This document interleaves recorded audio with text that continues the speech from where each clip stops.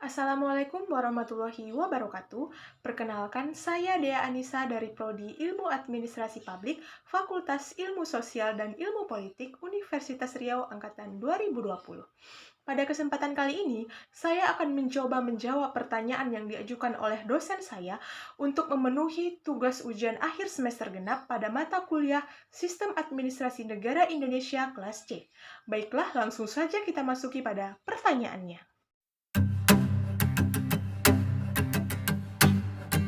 Ada beberapa hal yang menjadi penyebab negara Indonesia tidak menjadi negara maju sampai sekarang. Yang pertama yaitu pejabat yang korupsi. Di Indonesia, istilah korupsi sendiri sudah tidak asing lagi. Pasalnya, berita soal korupsi setiap hari menjadi tontonan di televisi. Hal inilah yang menjadi alasan negara Indonesia tidak maju.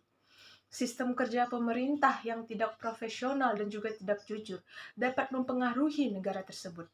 Dilihat dari banyaknya kasus korupsi yang terjadi di Indonesia. Yang kedua yaitu sistem pendidikan. Sistem pendidikan di Indonesia menurut saya itu belum tepat sasaran. Pasalnya, siswa-siswi dipaksa untuk memiliki nilai yang tinggi dalam semua mata pelajaran. Padahal, tidak semua siswa-siswi suka matematika dan tidak semua siswa-siswi suka bahasa Indonesia. Hal inilah yang membuat siswa-siswi merasa terbebani, belum lagi soal pekerjaan rumah atau PR. Siswa-siswi akan dihukum jika tidak menghitung berapa kecepatan jatuh sebuah benda jika benda tersebut jatuh dari ketinggian 5-10 meter. Padahal sebenarnya hal itu tidak ada kaitannya dengan dunia nyata maupun dunia kerja kelak jika siswa-siswi sudah bekerja. Seperti inilah mungkin gambarannya. Yang ketiga yaitu masyarakat yang kurang cerdas dan mudah terprovokasi. Masyarakat Indonesia sangat mudah sekali terprovokasi dan tidak cerdas dalam menerima informasi. Banyaknya hoak yang mudah menyebar dan membuat perpecahan dalam bermasyarakat adalah salah satu penyebab Indonesia tidak menjadi negara maju sampai sekarang. Hoak sendiri adalah berita palsu yang dibuat oleh oknum yang tidak bertanggung jawab, dapat membuat perpecahan. Masyarakat yang tidak cerdas dalam menerima informasi akan sangat mudah termakan berita hoak dan sangat mudah dibodohi. Yang keempat yaitu masyarakat yang barbar dan juga fanatik. Terlalu barbar sehingga tidak bisa mengandalkan akal sehat. Hal inilah yang tengah terjadi di Indonesia. Banyaknya masyarakat yang terlalu fanatik sehingga menjadi barbar dan sangat brutal. Memiliki pola pikir bahwa dengan cara kekerasan maka masalah akan selesai. Masyarakat tipe seperti ini tidak bisa membuat suatu negara menjadi maju karena terlalu bodoh dalam berpikir. Memiliki pola pikir yang pendek, tidak cerdas dan juga tidak bijaksana dalam menghadapi masalah dan mengambil keputusan. Indonesia tidak akan pernah menjadi negara maju jika banyak masyarakatnya yang terus berbuat seperti ini. Kelima itu masyarakat yang hobi nyinyir. Hal ini benar terjadinya. Orang Indonesia memang memiliki hobi yang suka nyinyir, baik itu di dunia nyata maupun di dunia maya. Melihat hal yang aneh saja dan tidak biasa, pasti orang-orang Indonesia ramai membicarakannya dan menganggapnya itu buruk dan tidak benar. Hal ini menjadi satu alasan mengapa Indonesia tidak menjadi negara maju sampai sekarang. Hal yang terpenting dari suatu negara ialah sumber daya manusianya. Jika manusianya saja sudah buruk, maka negara itu pun akan dicap buruk dan sulit untuk maju. Jika manusianya sudah cerdas dan pintar, maka cepat atau lambat negara itu pun akan menjadi negara maju dan juga makmur.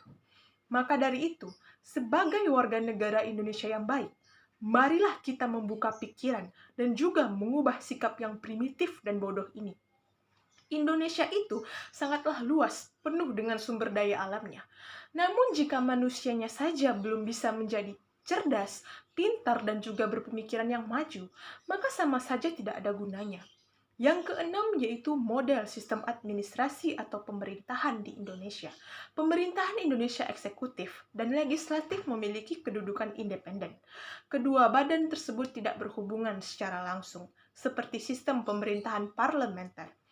Pemerintah Indonesia dikepalai oleh seorang presiden yang dibantu oleh beberapa orang menteri yang tergabung dalam suatu kabinet. Adapun dampak negatif yang terjadi dari sistem pemerintahan yang bersifat presidensial ini ialah Yang pertama yaitu terjadi pemusatan kekuasaan negara pada satu lembaga, yaitu presiden. Yang kedua yaitu peran pengawasan dan perwakilan DPR semakin lemah. Yang ketiga yaitu pejabat-pejabat negara yang diangkat cenderung dimanfaatkan untuk loyal dan juga mendukung kelangsungan kekuasaan presiden. Yang keempat yaitu kebijakan yang dibuat cenderung menguntungkan orang-orang yang dekat dengan presiden. Yang kelima yaitu menciptakan perilaku KKN atau korupsi, kolusi, dan juga nepotisme. Yang keenam yaitu terjadi personifikasi bahwa presiden dianggap negara. Dan yang ketujuh yaitu rakyat dibuat makin tidak berdaya dan tunduk pada presiden. Faktor ketujuh yang menyebabkan Indonesia belum menjadi negara maju sampai sekarang ialah faktor geografis Indonesia. Indonesia adalah negara kepulauan terbesar dengan 17.000 pulau lebih yang dipisahkan oleh lautan. Hal ini membuat penyampaian logistik dan juga distribusi barang dari satu daerah ke daerah lainnya agak terhambat. Sehingga proses pembangunan di berbagai pulau di Indonesia relatif lambat dan berdampak pada ekonomi daerah. Oleh karena itu, pemerintah tengah gencar mempersiapkan proyek tol laut dengan membangun berbagai pelabuhan di berbagai daerah di Indonesia supaya proses distribusi dapat berjalan dengan lancar, sehingga dapat mendongkrak sektor perekonomian daerah. Faktor yang kedelapan yaitu Indonesia merupakan bekas negara jajahan. Seperti yang kita ketahui, kebanyakan negara miskin dan juga negara berkembang di dunia merupakan negara bekas jajahan, sama seperti negara Indonesia.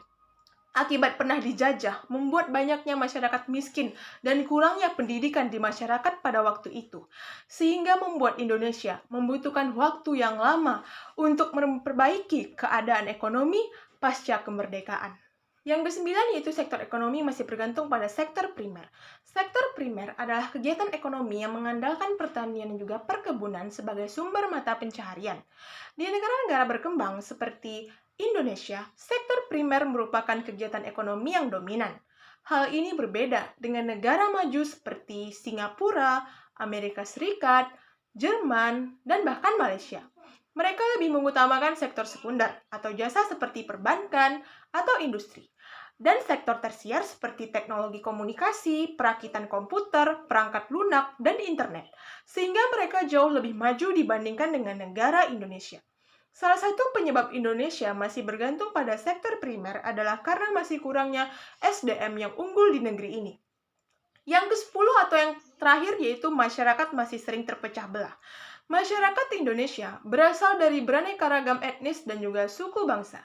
Namun pada kenyataannya, masyarakat kita masih sering rasis dan juga intoleran terhadap masyarakat lain yang berbeda baik agama maupun suku bangsa, terutama kepada kaum minoritas. Hal ini berdampak pada konflik sosial dan juga perpecahan politik, dan yang lebih parah lagi dapat berakhir ke gerakan separatisme seperti di Papua dan juga Aceh. Seperti kata pepatah, bersatu kita teguh, bercerai kita runtuh. Oleh karena itu, penerapan Bhinneka Tunggal Ika sangat penting di Indonesia. Baiklah, sekian yang dapat saya sampaikan. Sebelumnya saya ingin mengucapkan terima kasih banyak kepada Ibu Mimin Sundari Nasution, SOS MSI, selaku dosen pengampu pada mata kuliah Sistem Administrasi Negara Indonesia kelas C.